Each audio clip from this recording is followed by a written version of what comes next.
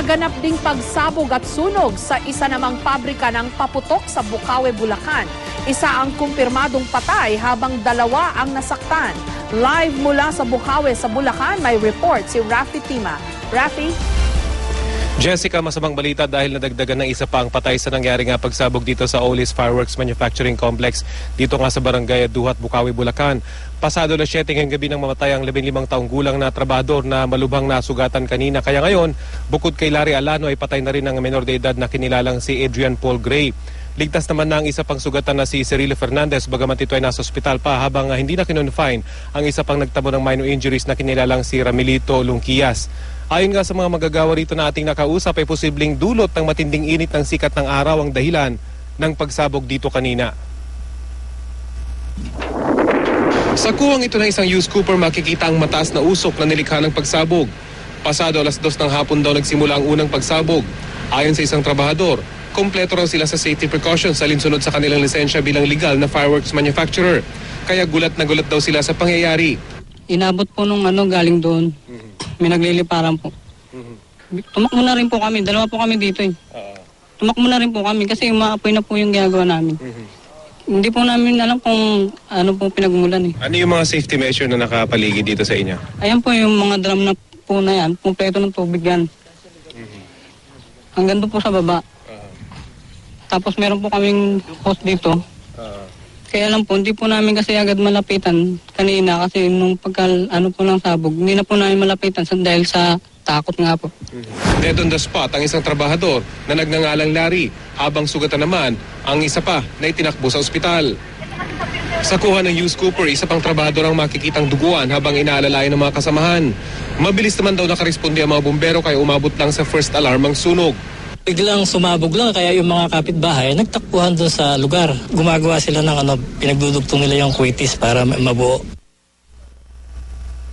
Ayon sa namamahala sa paggawa ng paputok na tumanggi ng humarap sa kamera ay tutulungan naman daw nila ang mga kaanak ng kanilang mga trabahador na namatay at nasugatan sa pagsabog. Ayon naman sa BFP ay iimbestigahan nila ang pagkakaroon ng minor de edad na trabahador na nagtatrabaho sa isang delikadong working environment tulad dito, Jessica. Okay, Rafi, marami na kasing nangyaring ganyan dyan sa Bukawi, Bulacan. No?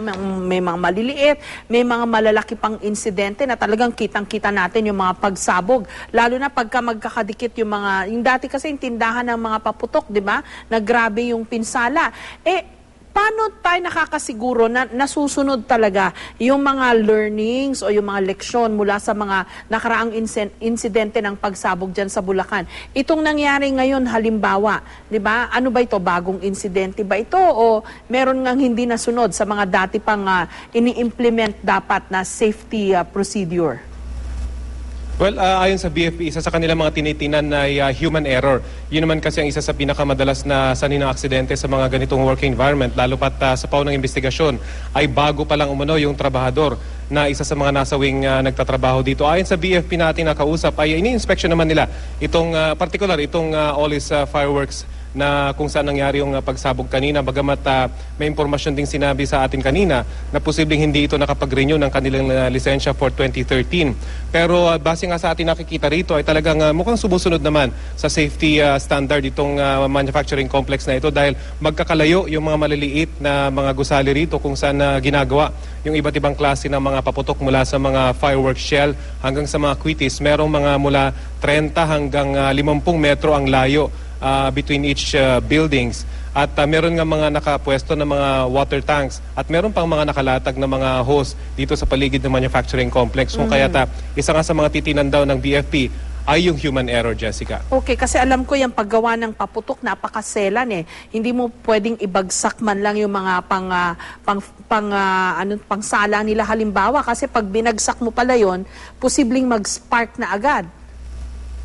Yes, Jessica, kahit nga lang yung static sa katawan ng tao ay iniingatan yan dahil po pwedeng magiging dahilan din yan ng pagsabog. Kung kaya't napaka-delikado talaga yung ganitong working environment. Kung kaya't isa nga sa mga tinitingnan nila ay dapat hindi nagtatrabaho dito yung mga minor de edad. Dapat mga adults yung mga nagtatrabaho dito dahil yung mga safety precautions na kanilang ipinapaalala ay dapat tandaan ng mga nagtatrabaho dito, Jessica. Maraming salamat, Rafi Tima.